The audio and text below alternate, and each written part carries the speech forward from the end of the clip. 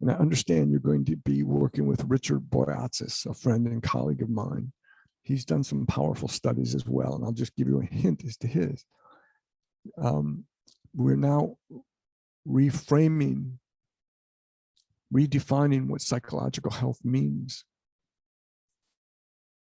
And it has to do with the ratio to positive to negative inner dialogue, how much thought processes. And we used to think healthiness is good coping, being realistic, that the ratio would be 1-to-1. For every negative thought, you'd have a positive thought. If people considered biologically depressed, assessed as diagnosed as depressed, have a ratio of about 2 negative for every 1 positive. But the people considered psychologically healthy, their ratio is about 2-to-1 positive to negative. So for every negative thought, there's 2 positive thoughts. That group tends to thrive. They recover faster from surgery. They get sick less often. They report higher life satisfaction. And that's just the self-talk. So it's a powerful finding. And what it means is we used to think the healthiest people were the most, had a ratio of 1-to-1, positive, negative. And yet think about it, these studies are saying is being realistic is bad for your health. You should err on the side of over positive. I'll just mention one other thing because this was probably the most powerful finding from a woman named Barbara Fredrickson. Her name will be on the next slide. She studied what's the effect of positive emotion and is connected with joy, interest, contentment, and love. What she discovered was, there's the name Fredrickson, that when people are in a positive affect state, it actually negates negative memories. It undoes them. That when you're in a positive emotional arousal, it actually has the effect of taking the power out of negative memories. Now think about that theory compared to the way we've always treated things like PTSD. The sense is people have had bad experiences as young ones, you get them to talk about it. That's the theory. And this is saying that's not necessarily the best way to create healing. The best way to create healing is to be in a state of positive affect. So put this all together. So over time, positive emotions prevent depression, they build optimism, resilience, they elevate relationships, and triggers an upward spiral to increase a sense of well-being. So that's just a little science behind this. And by the way, Ignatius was saying all this 500 years ago. But we now have a science to demonstrate he was right. You start with gratitude.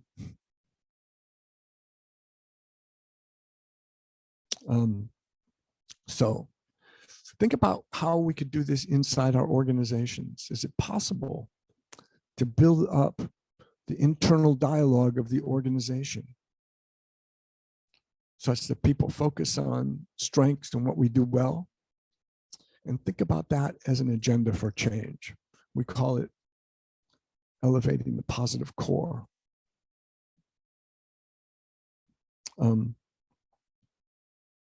If we could articulate inside our organizations all the things that give us hope and joy at our best, it could help us with our creativity, our decision-making. It increases our collective capacity. It could undo things that are negative. So any form of organizational change or planning that begins with an analysis of the organization's positive core and links this knowledge to the heart of a strategic change agenda has a powerful potential. I think about that since you are all change agents. And come back to this notion that organizations move in the direction of what they ask questions about.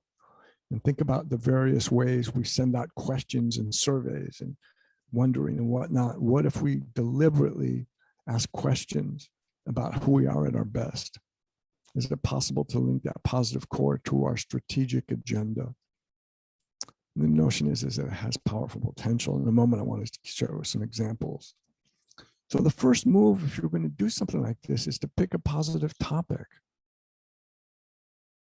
So transformational topics are possible in any situation, and sometimes it's the art of framing and reframing. So the question I ask you to think about in your own organization, what is it you want to learn more about? What is it you want to see more of? What topic, if we're alive and present in your organization, would have an impact on the health and vitality of your community or organization? That's why I asked you the last question. If you could change your organization any way you wished, what 3 things would you do? That's a hint at the kind of positive topics. Imagine unleashing an entire inquiry into that topic inside your system.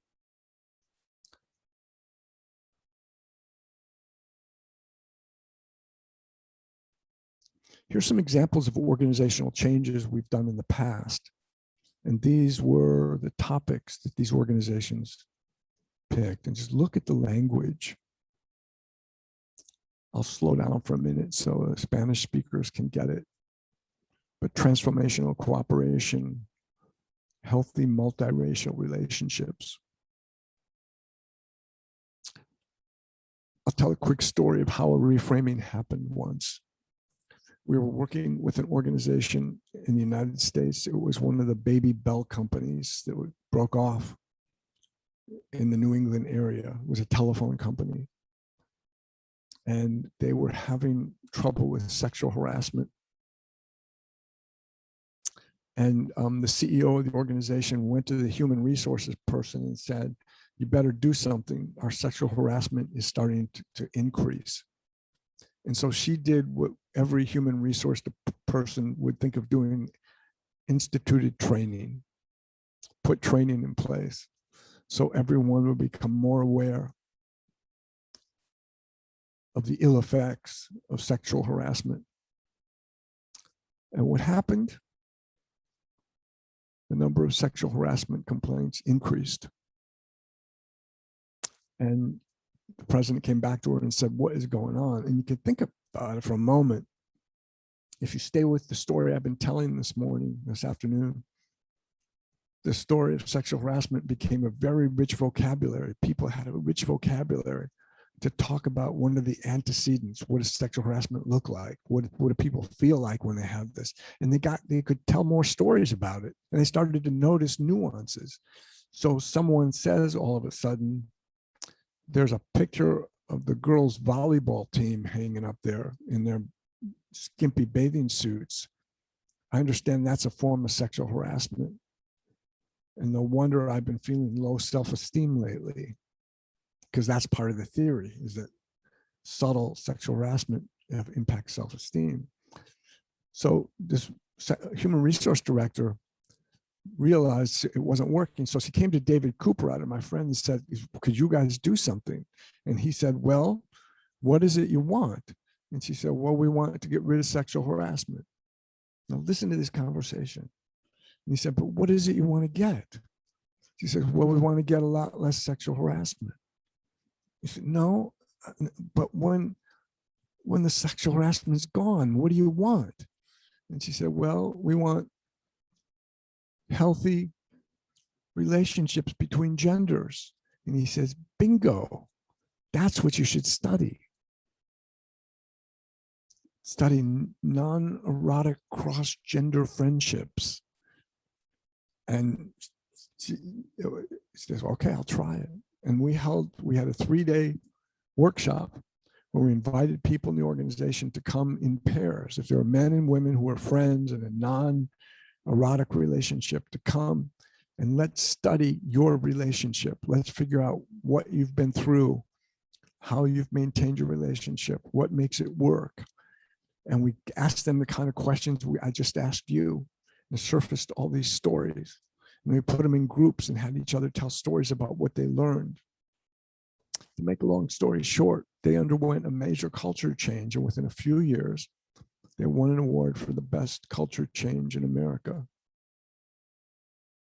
because they realized there are these things they never noticed before. They assumed the best way to improve things is to fix what's broken. Let's get rid of sexual harassment, without noticing there's already healthy cross-gender relationships. Let's see what they look like.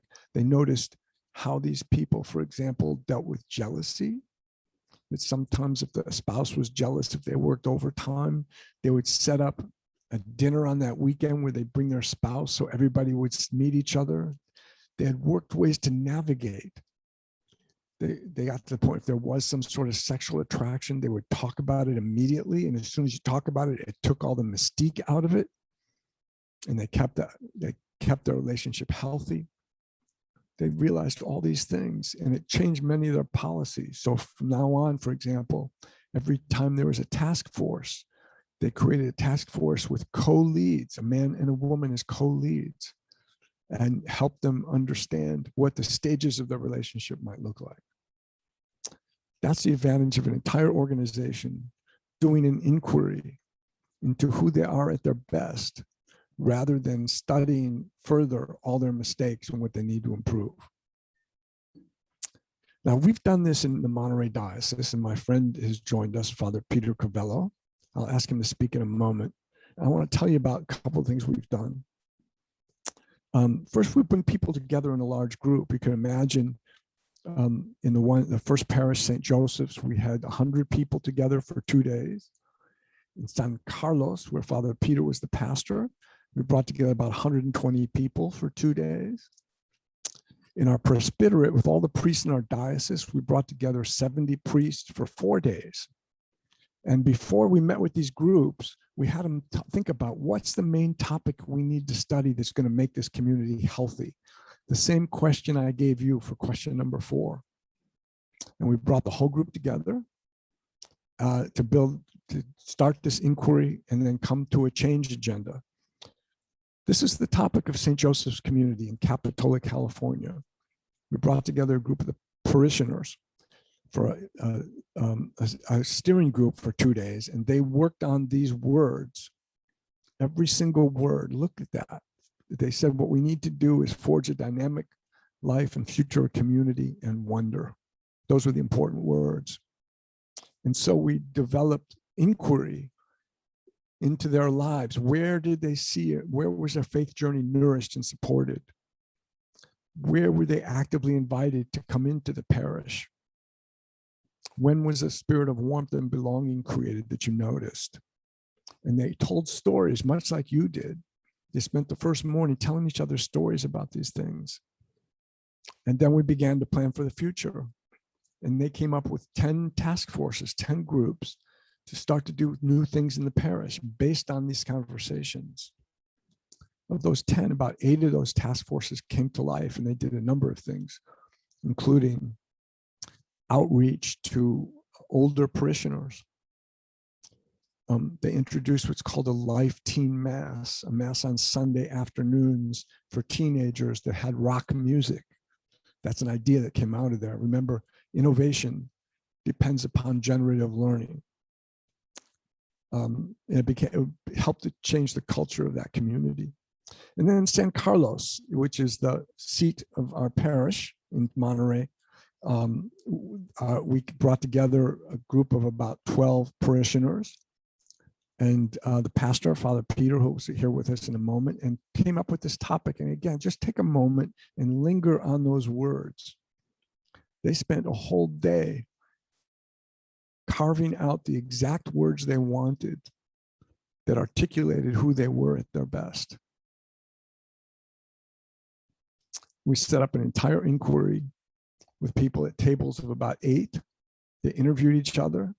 They collected stories around these experiences, and then generated several action groups in the end. And let me introduce my friend and colleague, Father Peter Crivello from the Diocese of Monterey. He's going to talk about two summits, but first I'll ask him about this one. He was the pastor at San Carlos, at the time. And welcome, Father Peter. Thanks for joining us. As Frank said, I was a pastor of the San Carlos Cathedral Parish, very much a parish more than a cathedral, little historic chapel really, but a very vibrant parish. And we decided that we wanted to be able to look into the future, to set some goals. And Frank helped us with the appreciative inquiry process. Much like a more traditional synod, a lot of work is done before you get to the actual event of the gathering. And that in itself, I believe, was really where the transformation of the parish began to take place. As Frank has mentioned, the disposition of appreciative inquiries to ask positive questions. What do people appreciate about the parish already? What are their stories? And then to dream about the future. What began to happen was we trained a group of people to go out and interview others. And as they did so, they came back and recorded stories of people, of times that the parish, for example, had nurtured them or sustained them when they'd lost a loved one or a child, many different experiences. And what this did, first of all, is it created bonds of friendship. It acknowledged, people felt acknowledged. Some people had, or 85 years old and belonged to that parish the whole life, but yet we listened to their story. How often do people have an opportunity to tell their own story, stories of gratitude, stories of faith? And because of that, the team working on this whole endeavor began to really understand that there was a richness in the community, that there was much soil to be tilled in a very positive way. So I would say that in itself has a value before you get to the event, to have people acknowledge the stories of each other's, find stories of grace, stories of faith, stories of how God has worked in people's lives, what in that context the parish community has meant to them. We found out one story, for example, there was a gentleman who's driving 25 miles to come to that parish. There was something that attracted him to that. And because of that, people said, wow, maybe we do have something special here, something unique that we offer people. So that the whole community began to be lifted up emotionally, spiritually, because we were acknowledging and appreciating one another, as well as dreaming into the future. So some of those essential elements of appreciative inquiry, before you get to the actual event, begin to transform and make a culture shift, a disposition shift of people who are able to be engaged in that process. I think it also acknowledges that maybe not all the people we interviewed came to the actual event, where there was storytelling and sharing of stories already, but they were a part, they knew they were a part of this process. And I think they felt more acknowledged as individuals, parishioners, that we all have a story to share. I remember the first time Pope Francis was getting ready for the Synod on the Family. And as a pastor through the diocese, I was given a survey. And I was like, wow,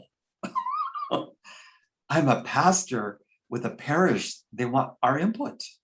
I thought that was phenomenal. So I think as the community came together for the synod, or rather the weekend, which is very much a synod style, working to create priorities and a vision for the future. That motivated people, it validated people as well, it energized people, it got people working in groups. And over the next, I would say, 18 months to 2 years, I believe we set 12 goals or 12 projects or areas that we wanted to focus on. We accomplished about 10 of those, and then eventually I was transferred. So I'd say it was something that people still talk about. They talked about months later. That was a great experience. but they also see things began to be implemented in the parish. One of the things we did is we created a bilingual mass, Spanish and English, which our parish did not have at that time. That was quite phenomenal for that community. And also, it's a greater sense of ownership among many people, creating a sense of everyone matters, my voice matters, and with a goal involved. Eventually, Frank, do you want me to talk about them with the diocese at this time? Let me pull this up first and say a few words. Our bishop, Bishop Richard Garcia, was interested in doing a renewal with the presbyterate, with all the priests of the parish. And we had a summit about 2 years ago, maybe 3 years ago now. Yeah, 2018. Yeah, and we brought together all 70 of our priests for 4 days. They did a full 4-day summit, interviewed them all. And by the way, one of the things that Father Peter mentioned, they did all these interviews in San Carlos. They actually created a small book with the stories in it, and they distributed the book so that the stories of the parish at their best would stay alive.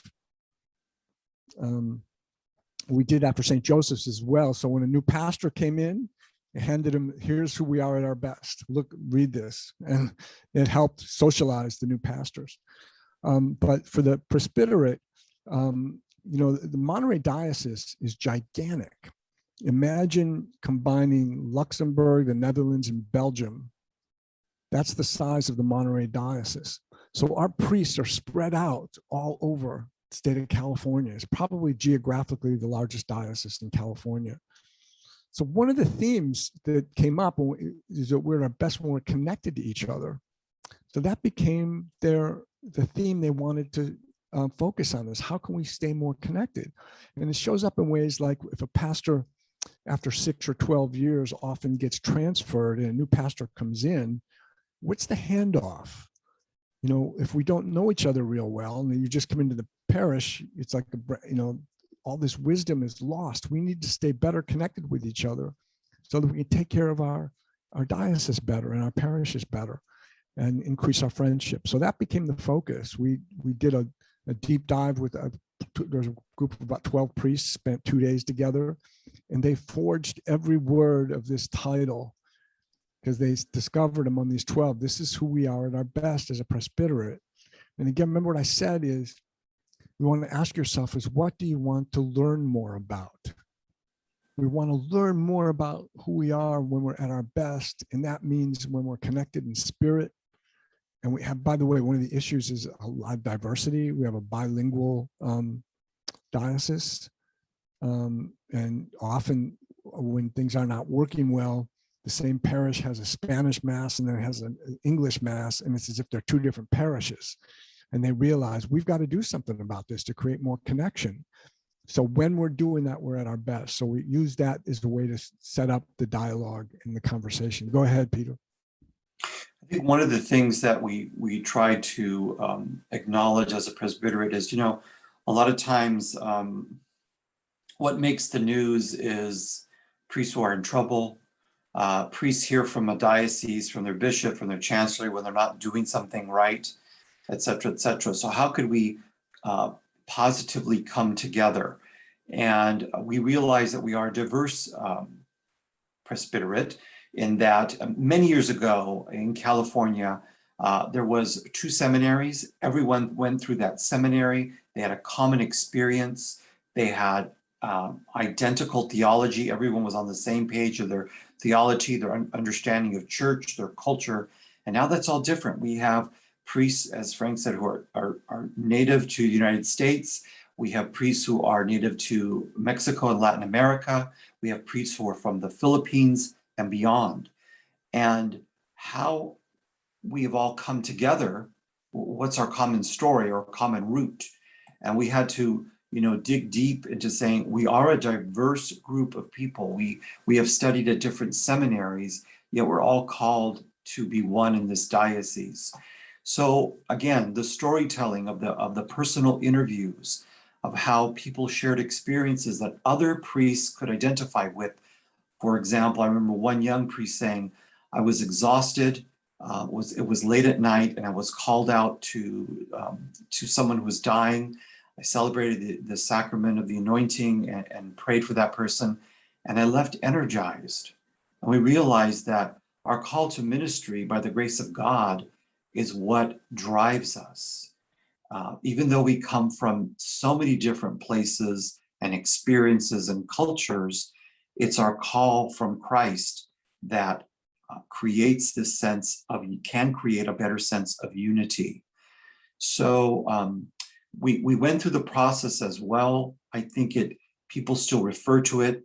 Unfortunately, we had our bishop that kind of called us forward to do this, died within less than 2 months after our summit.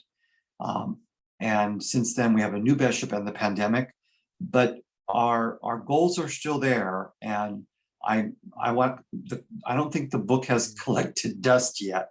I think it will still be reactivated and be worked on in the near future. That's my hope.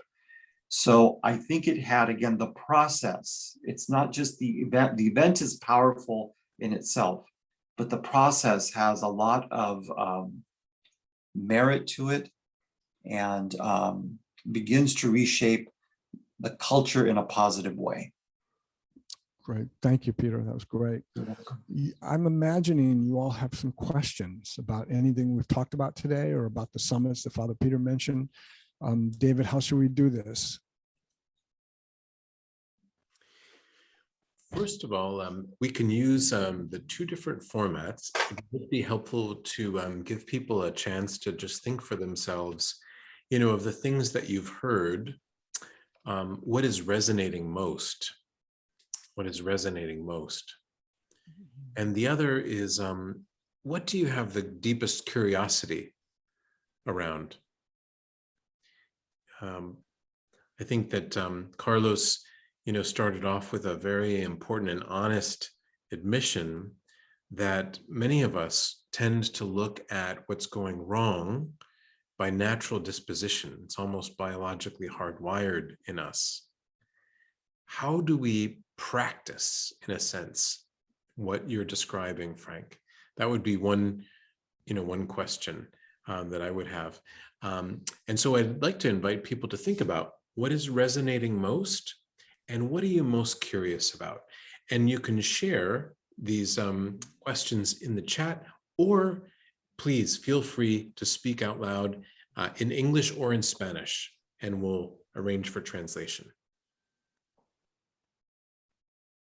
And we'll let people have a moment to consider those questions. Can I make a comment in the meantime? Yes, and thanks, Peter, very much for your time and your presence with us. Sure. Yeah.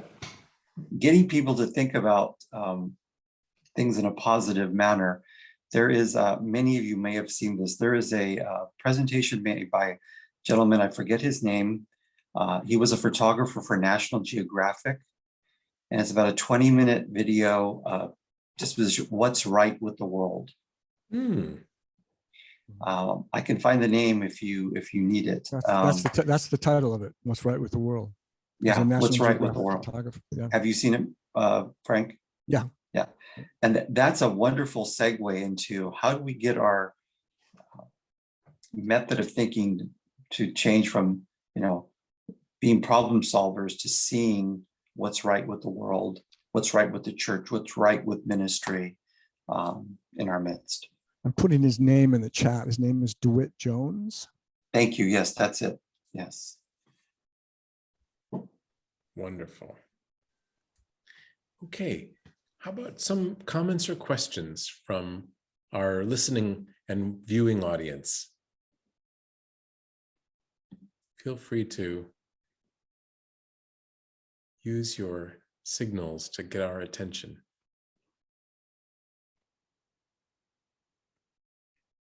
I wonder, Leah, if you might speak to the experience with the Claretians and maybe offer a comment or a question from your experience about how appreciative inquiry has worked for the Claretians. Would you be willing to do that?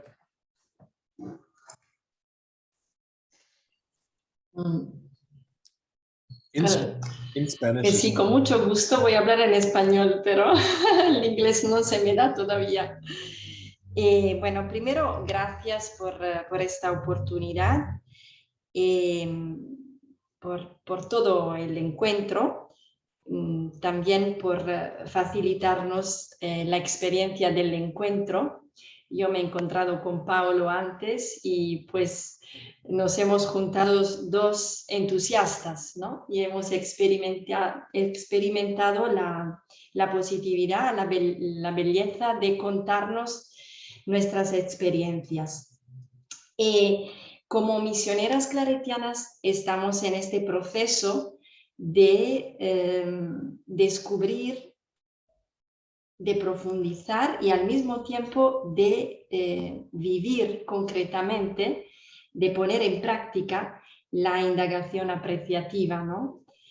Debo decir que lo hemos comenzado en una reunión, entre comillas, que tenía en principio una formulación clásica, o sea, un encuentro con los gobiernos provinciales de las distintas provincias de nuestra congregación y que estaba programado de una forma muy clásica, pues encontrarnos, ver cómo estamos respecto a los compromisos del capítulo general, del último capítulo general. Y de repente hemos cambiado, hemos dado una vuelta o hemos soñado algo distinto. Más que analizar lo que habíamos hecho y lo que no habíamos hecho sobre todo y lo que deberíamos hacer para realizar los compromisos del capítulo, pues desde la experiencia que había tenido nuestra superiora general en el curso de liderazgo en discernimiento, pues tomamos otra orientación. Y en este caso, David y Pablo pues nos han ayudado a entrar en este camino de indagación apreciativa, experimentando la alegría, ¿cómo decir? Sí, el gozo, ¿no? De partir de lo positivo, de lo que da vida, de lo que es ya en este momento vida en la congregación. Y una de las experiencias más bonitas que a mí personalmente me ha quedado es esta expresión que David utilizaba también con mucha fuerza, lo de liberar potencialidades, ¿no? Y que en algún momento Frank ha vuelto a decir, cuando sobre todo contaba algunos ejemplos, lo de pues de focalizarnos sobre las potencialidades, lo positivo que hay en cada persona, para que realmente en el futuro esta positividad pueda dar frutos positivos y no en el negativo. Entonces, realmente es una metodología que necesita su proceso. Debo decir que, por ejemplo, en nuestro equipo, algunas de nosotras ha tenido la experiencia de entrar con más facilidad y otras con más dificultad por la necesidad de remarcar el realismo y de subrayar los problemas que hay y de dar solución a los problemas.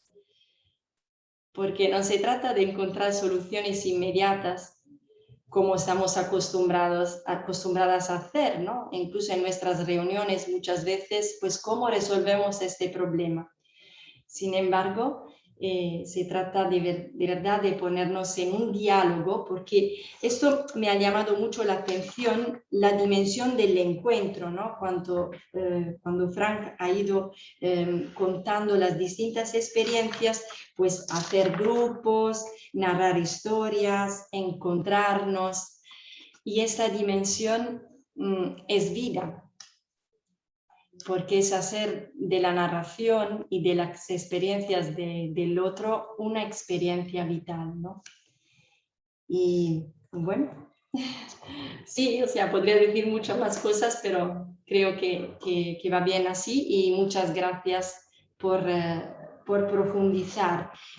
Ciertamente yo siento que es un desafío constante lo de centrarse en lo que funciona y no en lo que no funciona, porque muchas veces lo que no funciona es una urgencia a la que debemos responder. Y entonces, ¿cómo conjugar, cómo juntar estos dos elementos cuando hay que responder inmediatamente a un problema, pues dejando espacio a un proceso que se nutre, que se llena de lo positivo? Esto a veces lo siento como un desafío, una dificultad. Muchas gracias. Thank you. Thanks so much, Leah. Thank you. I see a question in the chat from Srija. How do we balance dealing with real issues during the process of appreciative inquiry? Srija, can I just ask you to give me one or two examples of what you're calling real issues?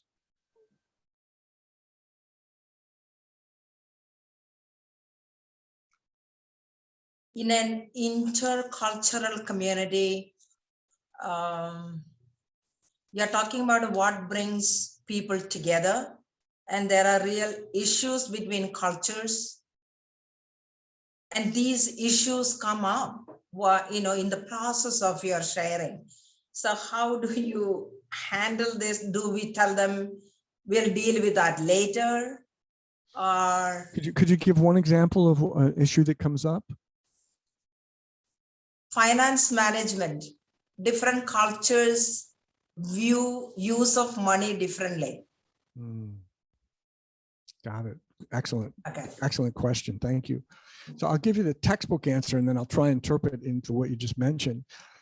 First place, our language, we notice how we call it a real issue if it's a problem, and appreciative inquiry is something else, but it doesn't look at the real issue. These questions come up all the time. If you do something like this in your own communities, I promise this will come up, because what's underneath it is, are you ignoring reality in order to do appreciation? So I would step back and say, we're so attuned to noticing that the real issues are the ones that are problematic because they get our attention. But who we are at our best is also a real issue. That's just as real. Having said that, when different cultures use money differently, I would say the first most important tool we have is to change the question. So I would set up interviews between the two cultures, represent two cultures, and have them ask each other questions about when they were at their best around finance. When did they use money wisely? When did they overcome financial challenges to do something creative? And make sure the stories from both cultures get put out in public. I mean, again, the textbook answer is change the question. That's just I'm improvising here, Srija. I know your community is much more complex than I can do justice to, but in a nutshell, that's the way I would approach it. Peter, maybe you have some other ideas.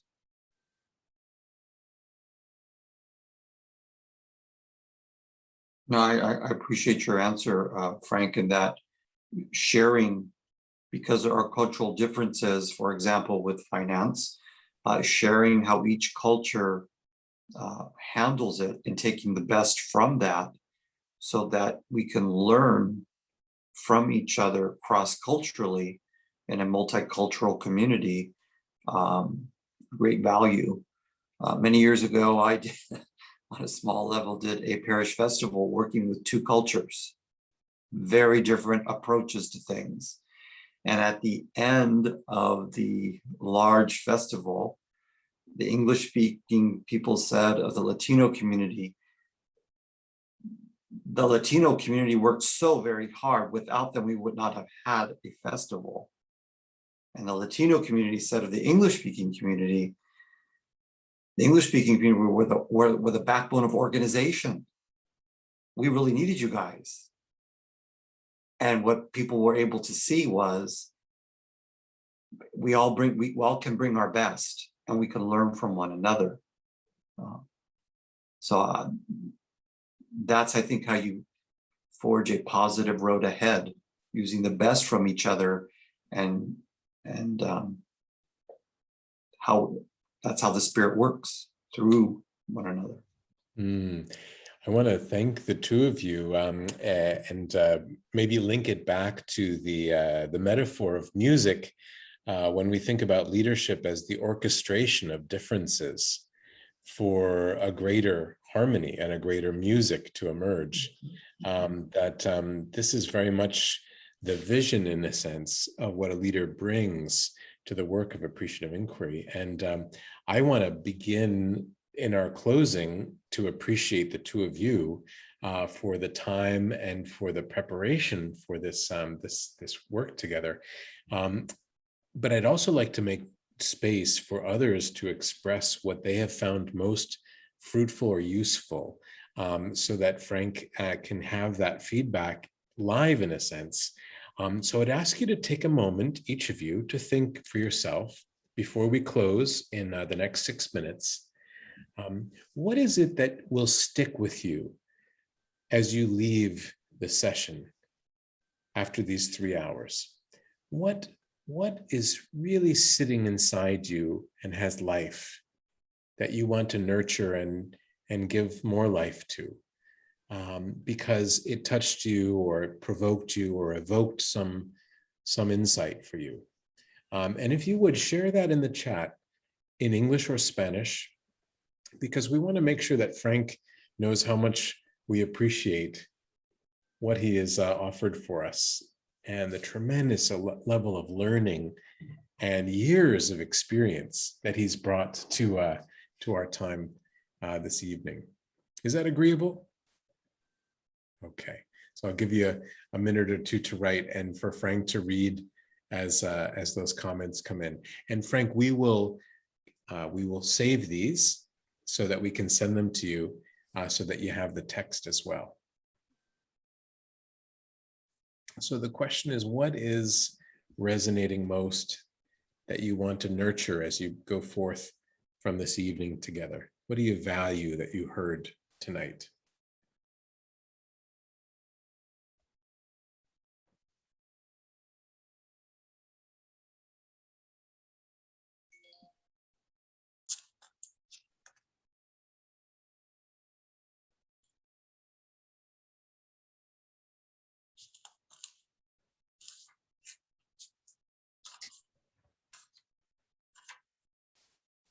And please feel free to add this to the text, to the chat, so that we can keep track. There we go.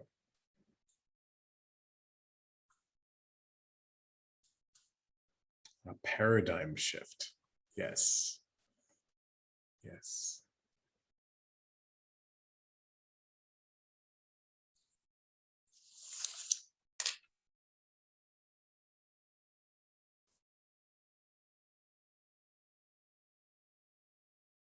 Mm.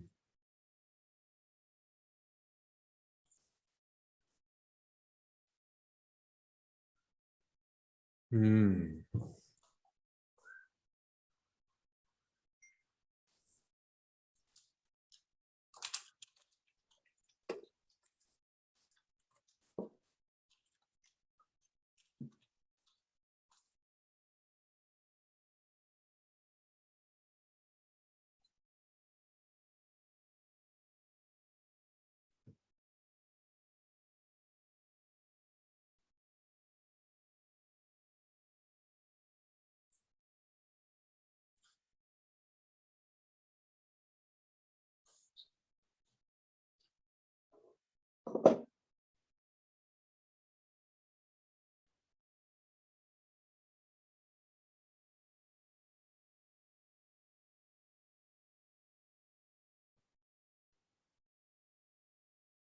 Lovely, lovely. And feel free to continue to write and to share. Frank, I'd like to just say, first of all, to Peter, your experience in the parish and in the Diocese of Monterey would be really important to the Church Universal as a case as we enter into the synodal process over the next 2 years, because I guarantee most of us have the same orientation to look at what's not going right and to focus on the negative, when in fact there's so much that we can celebrate and build upon. So Peter, I really encourage you as we enter into this process at the request of Pope Francis to consider how to bring this story forward. If you want to talk more about how to do so on behalf of the Universal Church, we'd be happy to facilitate that process. And for Frank, Frank, you mentioned early on the quote from Einstein that there's no way to solve the problems with the same mindset and consciousness that created them in the first place. I just want to say very sincerely and with a lot of deep gratitude, you've really given us a kind of key to unlock a kind of paradigm shift for ourselves. And all we really need to do is water, right, this seed that's been planted tonight in this workshop, if we have any concern about how to move forward with hopefulness and love and faith. So with sincere thanks, I just want to thank you personally and invite us to give Frank our gratitude for this time that we've had with him and with one another. Thank you, David. Thank you, Pablo. Thank you, Sandra. Thank you, everyone. Thank you, Priscilla, for sharing your story. It's been a joy to get to know you a little bit better. I hope we get to work more in the future. Thank you, and thank you for the work you're doing. Don't give up hope.